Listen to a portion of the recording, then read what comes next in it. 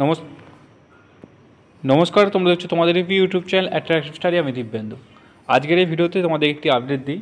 যারা SSC GD 2023-24 form fill up করেছিলে এবং রিটেন এক্সাম দিচ্ছ, তাদের জন্য এখানে একটি নতুন একটা আপডেট রয়েছে। তো আজকে অফিসিয়াল ওয়েবসাইটে নতুন একটি নোটিফিকেশান রিলিজ করা হয়েছে, যে নোটিফিকেশানটা এক্সাম সম্বন্ধিত। অর্থাৎ আবার কিন্তু তোমাদের যে এক্সাম হবে সেই এক্সামের একটি লিস্ট প্রথমে আপলোড করা হয়েছিল, আবার কিন্তু সেকেন্ড লিস্ট আপলোড করা হলো। তো সেই লিস্টে কোন কোন সেন্টারের আবার নতুন করে এক্সাম হবে সমস্ত কিছু বিস্তারিত তথ্য কিন্তু এই ভিডিওর মধ্যে পেয়ে যাবে। ভিডিওটা ভালো লাগলে ভিডিওটা অবশ্যই লাইক করবে। এরকম হেল্পফুল ভিডিও পেতে এবং সরকারি আপডেট পেতে তোমরা আমাদের চ্যানেলটিকে সাবস্ক্রাইব করে পাশে থাকা বেল আইকনটিকে প্রেস করে আমাদের সঙ্গে যুক্ত থাকতে পারো পরবর্তী আপডেট পাওয়ার জন্য। তো প্রথমেই দেখতে পারো আজকে 22 তারিখে নোটিফিকেশানটা রিলিজ করা হয়েছে, কনস্টেবল জিডি এক্সামিনেশন এক্সাম 2024। তো এই নোটিশে কী বলা হচ্ছে সমস্ত কিছু দেখাচ্ছি। তো এটা হলো ওই অফিসিয়াল নোটিশ। এখানে দেখতে পারো constable GD, CFF, SSF, rifleman GD exam সম্বন্ধিত। তো এখানে মেনলি যেটা বলা আছে যে 20/3/2024 তোমাদের এটি আপলোড করা হয়েছে।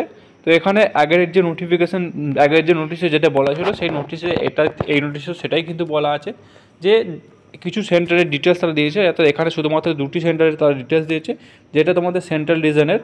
তো এই দুটি সেন্টারের যাদের এক্সাম ছিল 1/3/2024 এবং 1/3/2024 ফার্স্ট শিফট এবং সেকেন্ড শিফট, 150টা এবং 173 জন ক্যান্ডিডেটে আবার নতুন করে কিন্তু এক্সাম হবে। অর্থাৎ প্রিভিয়াসে যে নোটিশটা রিলিজ করা হয়েছে সেই নোটিশে যে সেন্টারগুলো উল্লেখ ছিল এখানে প্লাস দুটো সেন্টার আবার কিন্তু অ্যাড করলো এসএসসি।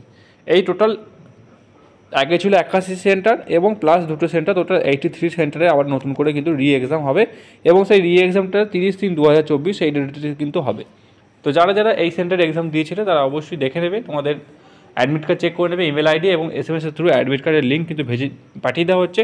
আজকে থেকে অ্যাডমিট কার্ড সবাইকে কিন্তু রিলিজ দেওয়া হয়েছে। যাদের 30 তারিখে এক্সাম আছে তাদের কিন্তু আজ থেকে অ্যাডমিট কার্ডের যে এসএমএস সেটা কিন্তু চলে এসেছে। তো যাদের যাদের এক্সাম আছে তারা অবশ্যই পড়াশোনা করো, 30 তারিখে আবার কিন্তু এক্সাম হবে।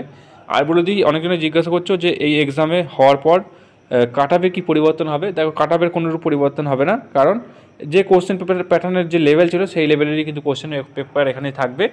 তো এর কোনোরূপ কিন্তু কাট অফের কোনো পরিবর্তন এখানে হবে না, যেহেতু ওয়েস্টবেঙ্গলের কোনোরূপ সেন্টার এখানে নেই। সমস্ত যেটা আছে সেটা ইউপি, বিহার এবং ঝাড়খণ্ডের কিছু সেন্টারে এখানে এক্সাম কিন্তু নিচ্ছে।